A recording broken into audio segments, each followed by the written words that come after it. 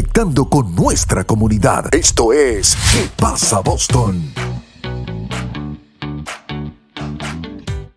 Buenos días, Boston. Otro episodio más con gran recurso, and we're here because I've received hundreds of emails just asking about a very specific and particular topic, and it's money. We're all struggling. We need to find exactly where our money is, and I have some resources for you. And at the same time, we need to learn how to adjust and how to manage our finances. So with us today, I have a very special woman, not because she has excellent background when it comes to law and her MBA at Harvard University, but also because she has built a platform that us in our community, Latinos, that we need to tap into and bring those resources to our kids and to our family, as well as to our businesses. So with us today, I have the pleasure of welcoming our Treasurer of Massachusetts, Deborah Goldberg. Welcome. Bienvenida. Thank you so much for having us today. I really appreciate it.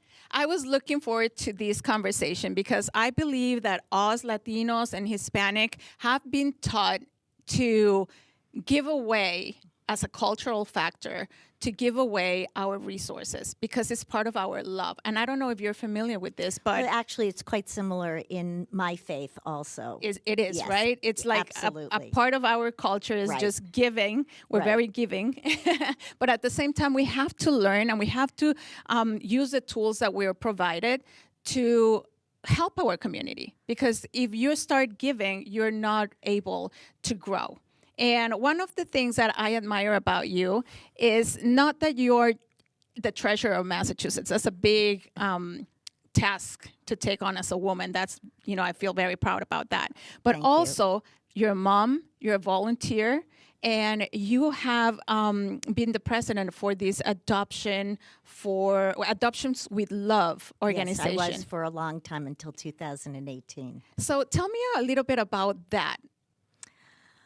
Oh, boy, that's a long story. I know, I'm going back. So, first of all, my two children, I also have two older children, but my two children with my husband, Michael, were adopted, and they were adopted through Adoptions with Love. And to fast forward a few years later, that organization had some financial problems, and it looked like it might actually go under. And in fact, my oldest daughter, my stepdaughter, was an accountant at the time, and she helped come in and go through all the books.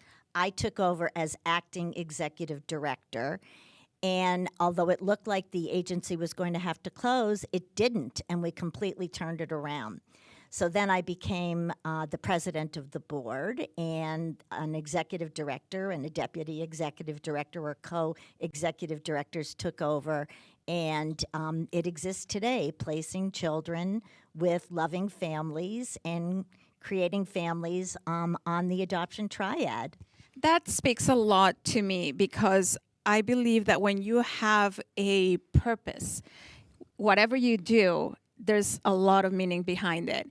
And with that comes your career in the private industry and Stop and Shop. Your family has owned and you were a big part of the growth of that company. Well, I'm not going to take credit for that because candidly, the company was founded over 100 years ago.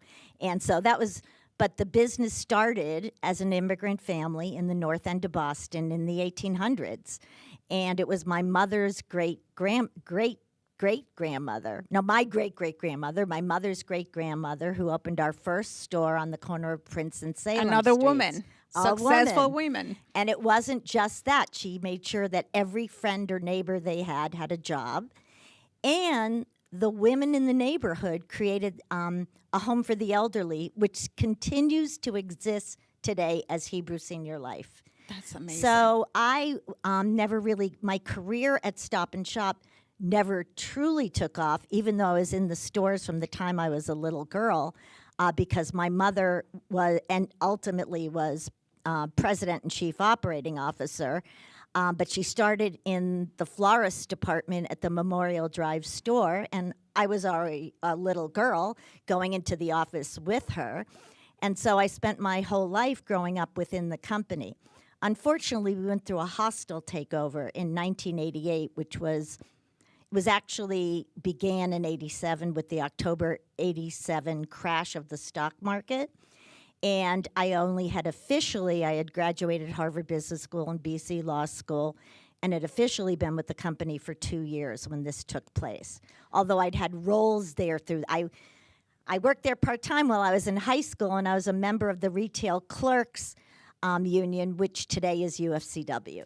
Is that how you got into public service? Well, yes, because my mother was the greatest person for me to ask advice for. And she said to me, well, what do you want to do? And I said, I want to do something that helps people. And she suggested that I pick 3 women to go speak with in different areas, and to have them talk with me about what they thought were avenues for me. So I chose former Lieutenant Governor Evelyn Murphy, who today sits on my Economic Empowerment Trust Fund. I love her. She just got recently an award, too, from Better Business Journal. And then I picked State Senator Lois Pines, who's retired now.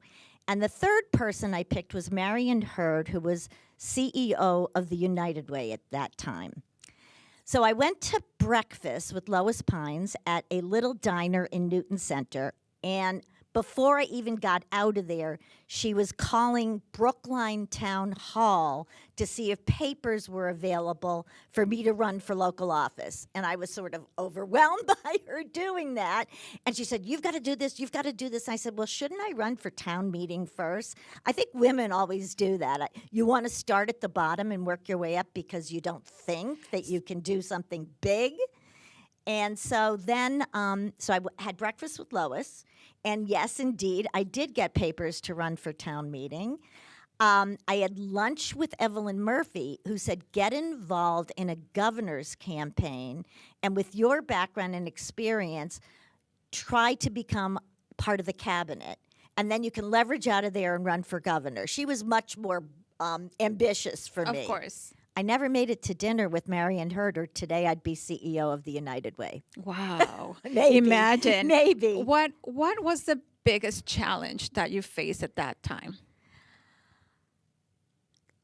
Oh, in terms of running for office locally? Just in general, if you imagine as a woman, and obviously for us in our community as Latinas, I'm just trying to inspire our women to jump and try to get into those opportunities. For you, what was the most challenging part of Well, one of the things that barrier? I talk to women about a lot is we have an imposter syndrome. And what that means is you don't think you're good enough.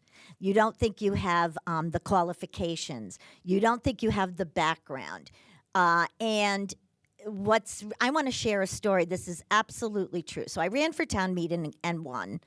And before I even ran for town meeting, people were approaching me and saying, and at the time it was called selectmen, not select board. And people were already saying to me, you need to run for the board of selectmen. I'm like, well, I can't. I haven't even been a town meeting member. And they're like, guys don't think that way. They're like, oh, there's a lieutenant governor's race. Why don't I run for that? And so I did run for the following year to the Brookline Board of Selectmen. And this is a true story. After I won, the following morning, I was supposed to go in and get sworn in. And I called my father. And you have to think about this. This was in 1998. I was in my 40s. I had 2 kids. I'd done tons of things. And I called my father that morning, and he was meeting me there to watch me be sworn in. I said, Daddy, do I know how to do this job?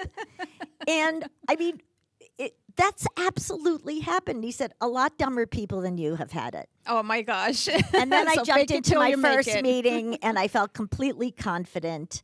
But I have shared that story because what I've said to a lot of people, and particularly women, is when you have those feelings, what you have to do is like jumping off a high diving board.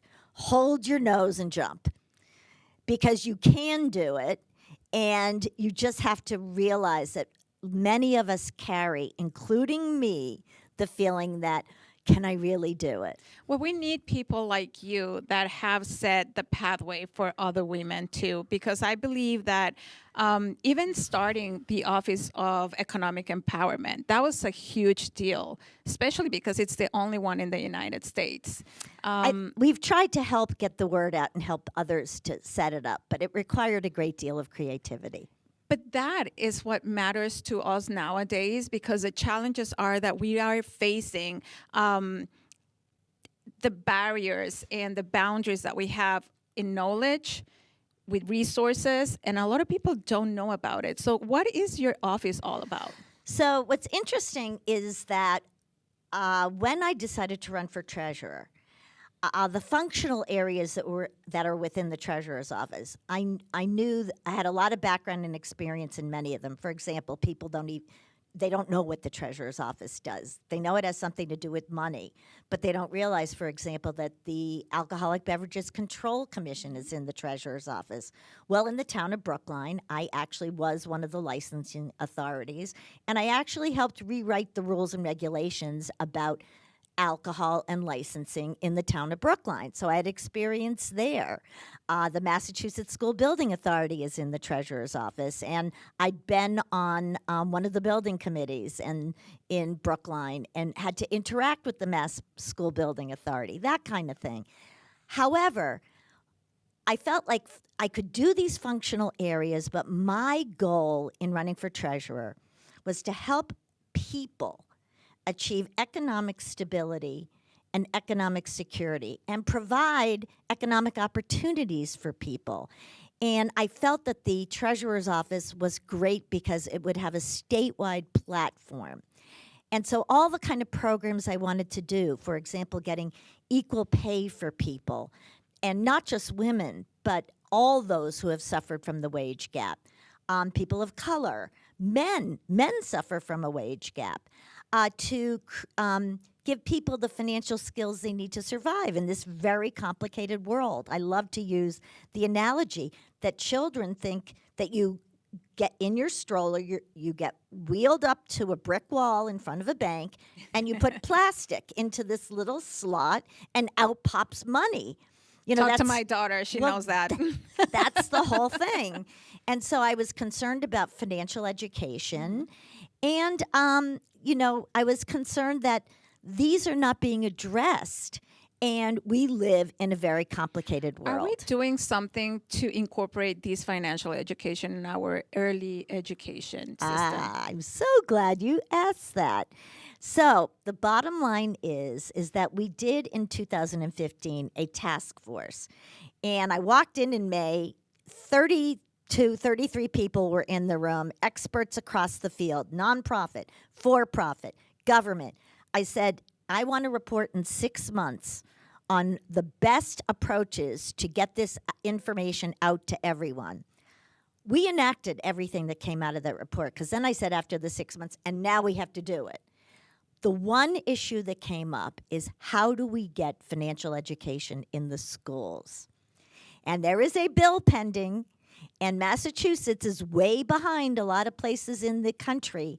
I mean, when southern states and Midwestern states have this and we don't, and we have such an emphasis on education. Exactly. And in fact, quite candidly, with the elimination of the MCAS, we're hoping there's a space to get in.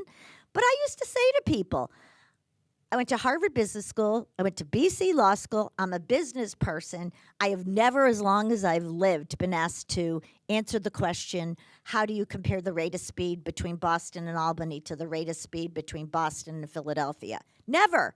But if you buy a house and you take out a mortgage at a certain rate, and then unfortunately the value of your house drops, what does that do to your mortgage?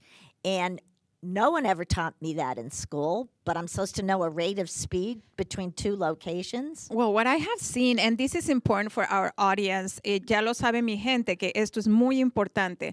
We are not sure on how to value our money because we have a lot of our immigrants that are still considering the dollar a peso. for example, if we speak to some of our neighbors in Lawrence or in Worcester, they're telling you, oh, this is 20 pesos, and they're assuming that the peso is the same value as a dollar. Like, just starting there's a big challenge. When it comes to now explaining a lot of how you handle, how you save, the assets that you have, what's the liability, where can we start?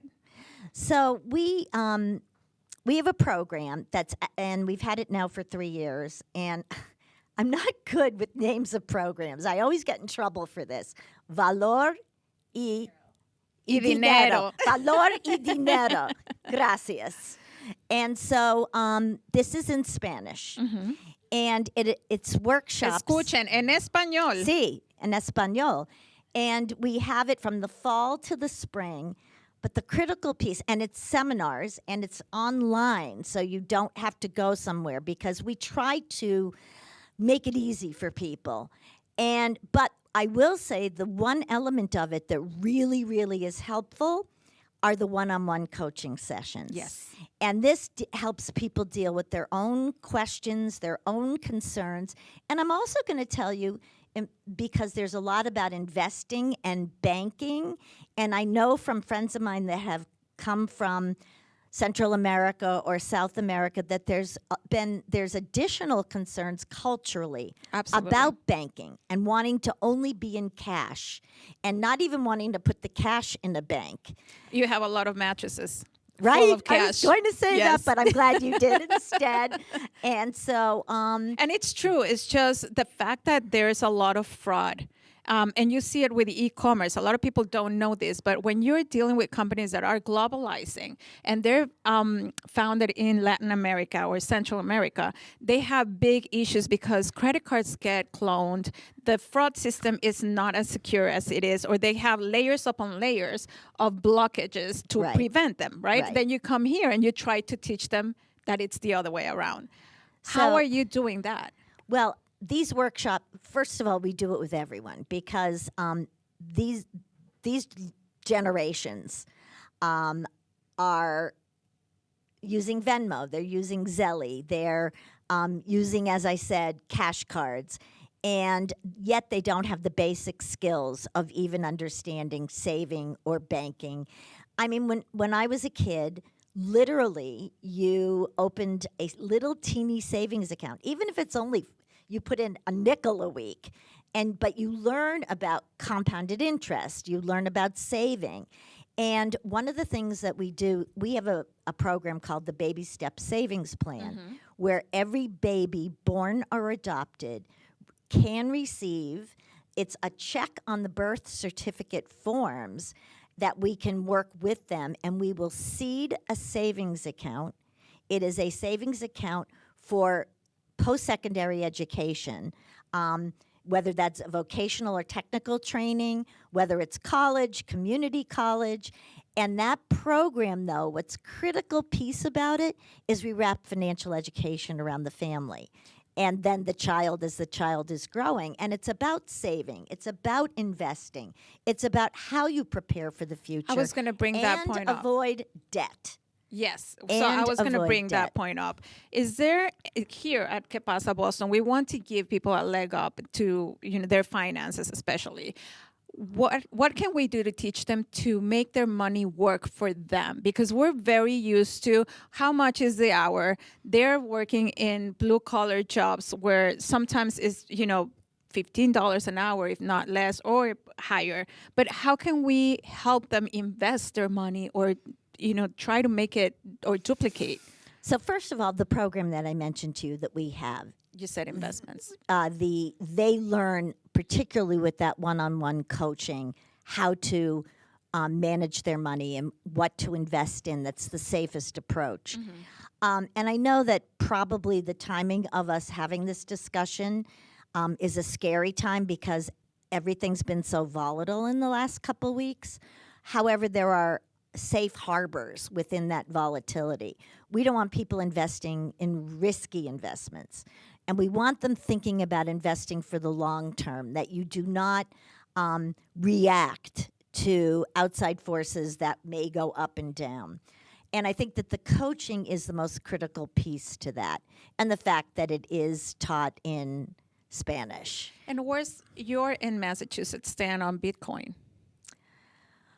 Well, I'm not big challenging. on that. Okay. And so I know it's some that we really have to understand it better. I'm a little bit old school. I mean, I was interviewed recently on the penny and eliminating the penny, and I basically told people I don't want to eliminate the penny. I want my lucky penny. And in fact, we teach children how to put pennies into their little piggy bank Yes. and watch it grow within their piggy bank. And that 5 pennies equals a nickel, and 10 pennies equals a dime. So there's a way of teaching money skills. So I happen to love cash and money, but Bitcoin will be along. I see it as a risky venture, and that it's subject, without regulation and oversight, it is subject to fraud. How can we prevent in our finances the fraud?